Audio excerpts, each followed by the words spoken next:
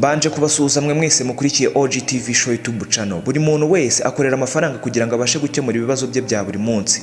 Gusa hari n'urwego ugeraho ukitwa umuherwe bitewe n'amafaranga cyangwa se ibikorwa ufite. Kuri uyu munsi ngiye kubagezaho urutonde rw'abaherwe 10 Bambere bafite amafaranga menshi kurusha abandi mu Rwanda.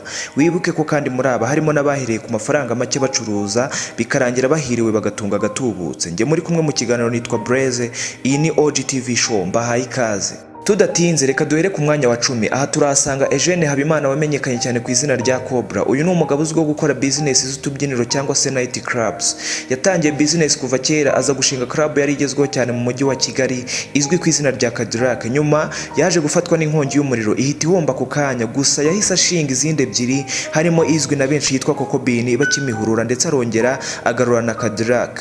Ku mwanya wa 9 turahasanga umusore ukiri muto waje guhirwa gatunga gatubutse. Uwo nta wundi ni Patrick Nsengabucyana. Uyu afite imyaka 29 y'amavuko, yize muri kaminuza zikomeye ku isi zitandukanye harimo Stanford University na Harvard University. Uyu niwe wazanye umushinga wo gukoresha Tap and Go, uburyo bwo kwishyura amafaranga y'urugendo hakoreshejwe ikarita. Si mu Rwanda gusa ibi yabikoze kuko hari n'ibihugu byo muri Afrika yashyizemo uyu mushinga nka Yaounde cyangwa se Accra muri Ghana. Uru ni urugero rwiza urubyiruko rwakwigiraho kuko amafaranga menshi atunze ayakuriye mu gihe gito kubera kwihangira umurimo. Ku mwanya wa 8 aha turahasanga Kakuza Nkuru Nziza Charles uzwi ku kabyiniro ka KNC. Uyu ni nyiri Radio and TV1 ndetse akanaba president w'ikipe ya Gasogi United FC ikina mu cyiciro cya mbere cya shampiyona y'umupira w'amaguru mu Rwanda. Uyu niwe dusanga ku mwanya wa 8 mu cyiciro cy'abaherwe bakize batunze amafaranga kurusha abandi mu Rwanda. Reka dukomereze ku mwanya wa 7. Aha turahasanga Colonel Twahirwa Rudoviko uzwi cyane ku izina rya Dodo. Uyu ni umuyobozi wa company ikubiyemo izindi societe zishinzwe gutwara abantu mu mujyi wa Kigali, mu nkengero zayo ndetse no hanze y'igihugu. Aha turahasangamo societe izwi nka Trinity ndetse n'izindi zitandukanye.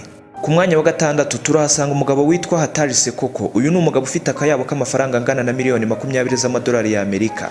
Mu manyarwanda ubwo angana na miliyari zisaga 19. Uyu ni ufite inzu ndende muri Kigali izwi nka Kigali City Tower, inzu iri mu zihenze kurusha izindi muri Kigali. Ku mwanya wa 5 turahasanga umugore witwa Zulfat Mukarubega. Uyu niwe washinze university ya mbere yigenga mu Rwanda bitaga RTUC, kuri ubu isigaye yitwa UTB. Ni university yigisha business, ubukerarugendo ndetse n'ikoranabuhanga. Uyu niwe rwiyemezamirimo w'umugore wa mbere ukize kurusha abandi bagore bose mu Rwanda. Ku mwanya wa 4 turahasanga umugabo Mironko François Xavier. Uyu ni umugabo watangiye ubucuruzi kuva kera afite imyaka 12, atangira gucuruza bombo n'amagi ashoye ibiceri 550 gusa by'amafaranga y'u Rwanda. Uyu yaje kwiteza imbere cyane, atangira kujya ajyana ibicuruzwa hanze y'igihugu, nyuma aza gushinga uruganda rukora ibikoresho bya plastike ruzwi nka Mironko Plastic Industries.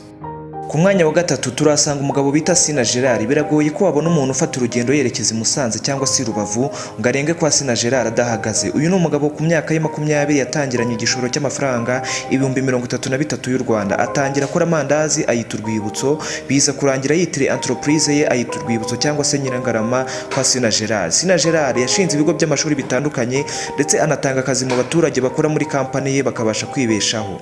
Uyu mugabo yagiye ahabwa ibihembo bitandukanye harimo icyitwa Diamond International Quality Crown mu 2011 ndetse aza gutwara n'ibindi byinshi bitandukanye.